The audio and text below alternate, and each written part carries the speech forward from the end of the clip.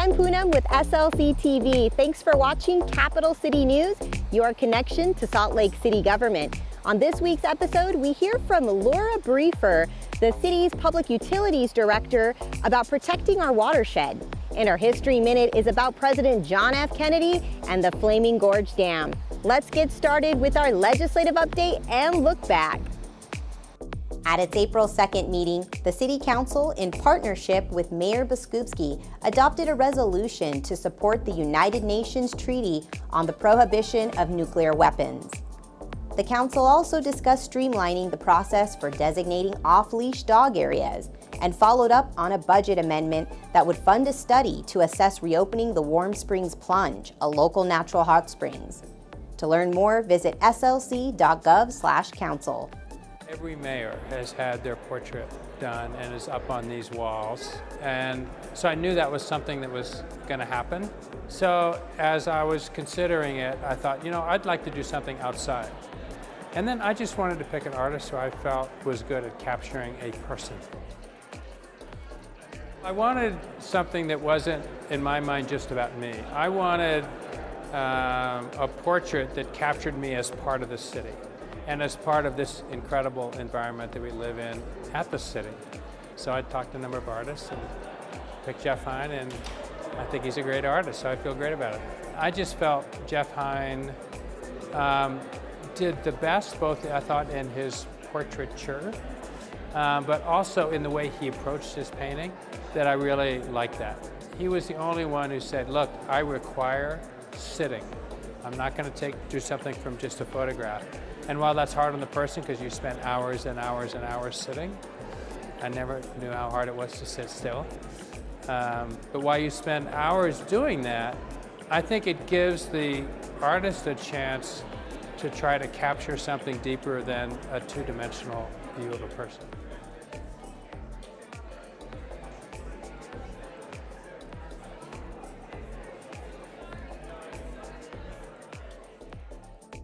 Mayor Biskupski affirmed her commitment to listen, support, and believe victims of sexual assault by declaring Salt Lake City as a Start by Believing city. April is Sexual Assault Awareness Month. Victims of sexual assault know that your police department will start by believing. We understand that this is victim-centered, trauma-informed type of investigation. Our investigations start with our officers believing. And that is the culture of the Salt Lake City Police Department. We don't challenge the victim, we understand, we're patient, we're kind, we're understanding, and we gather that information.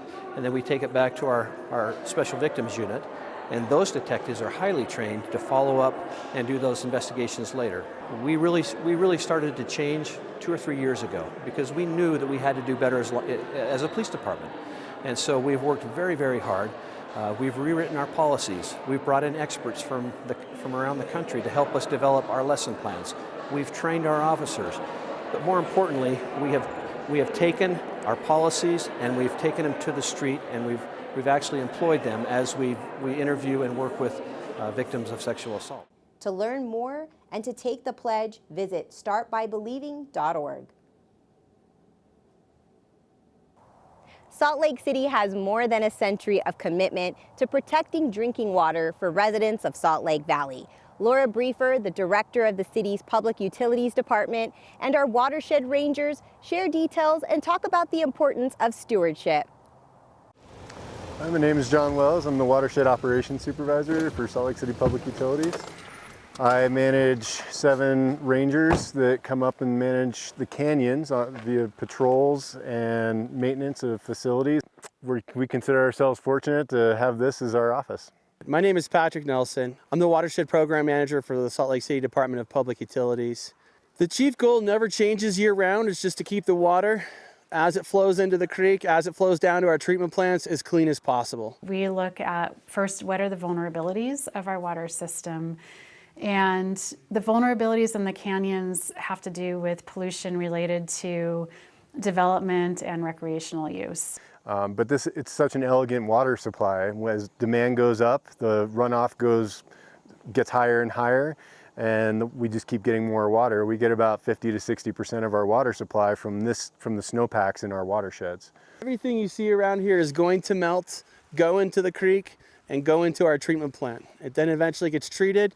About 24 hours later, it's coming out and going into our distribution system. We have a team of Watershed Rangers who regularly visit these watersheds and help educate the public on leaving no trace and how they can help protect our water resources.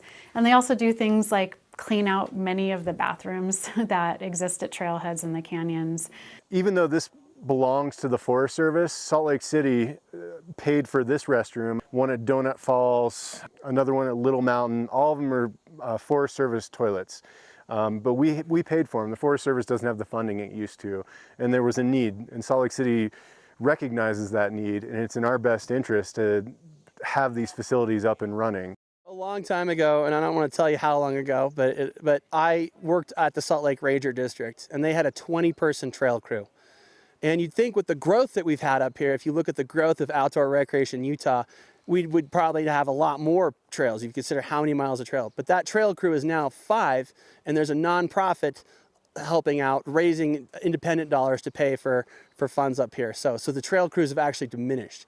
And that is just one sort of example of the greater diminishment in budgets of our federal partners. Well, and this recently happened with the federal government shutdown, and the Forest Service was not able to manage some of their trailhead facilities and do things like maintain restrooms. And yet we have a lot of people visiting and recreating in these canyons that rely on these facilities. And so we step up to the plate. During the shutdown, we had 3 people working on these for 4 hours to dig these out. This was solid ice. We had to come up with a couple 5-gallon buckets of salt, pour it in there so our sewer crew from Salt Lake City Public Utilities can come up here and get a Vactor around to actually pump these out because it was frozen solid, as you can imagine. This is the chute that we have to dig out. Every storm cycle, you can see we have about 6 feet of snow on either side at this point, and that's all settled out. So it's quite a bit of an effort to be able just to get to this 30 feet to get back to the restrooms. And these vaults aren't usually maintained in the wintertime. We've had extreme use this year. As you know, the population in the canyons is just overwhelming at this point. We have 5 million people a year visiting these watersheds, and everyone's actions could improve water quality or it could be a detriment to water quality. We all leave a footprint, and it's important for people to be aware of that footprint that we leave. The reason why these areas are public lands is because over 100 years ago, the city leaders saw that the water coming out of the canyons was dirty. And at that time, the Forest Service was being created by Teddy Roosevelt and Gifford Pinchot. And there was a lot of discussion about Utah and its water supply, especially down in our valley. And so over time, city leaders lobbied Washington to create a forest reserve. And the primary goal of this forest reserve, and it still is to this day, and for the Tri-Canyon area, which includes Big Cottonwood, Little Cottonwood, and Mill Creek, Parleys, is for water quality. And so for over 100 years, we've been working with the Forest Service to keep the water coming out of the Cottonwood Canyons and other source water areas clean. So that's why we find it very critical to step up and help out during the federal government shutdown. It benefits all of our residents that rely on clean water. We've been protecting the resource. We're dedicated to it. If the government shuts down again, my guys will be back up here. I'll be back up here. We'll be shoveling. We'll be cleaning. We'll be cleaning things in restrooms that nobody wants to go near. But it's in our best interest for the city. It's in everybody. That's what we get paid for. And frankly, we get to be up in these mountains. So we're pretty lucky to be able to do it.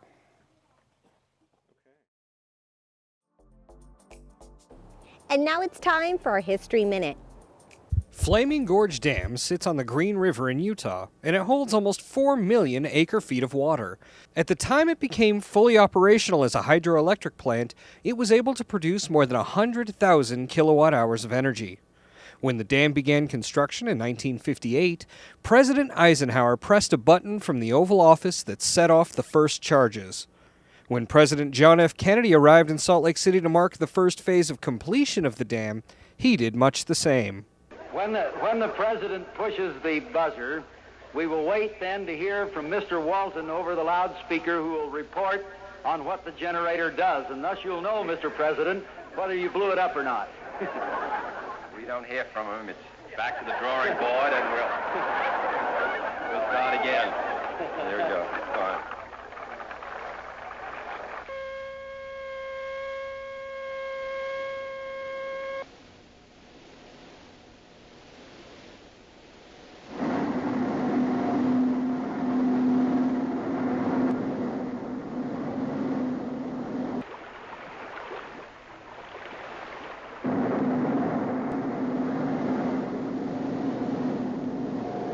Mr. President, the generator is now running. Today, Flaming Gorge Dam still provides water and power to residents of the region and is a testament to the forward thinking into alternative energy that leaders of the past were doing. Thanks for tuning in to another episode of Capital City News. Join us next time to stay up to date on all the latest government news. For SLCtv, I'm Poonam Kumar.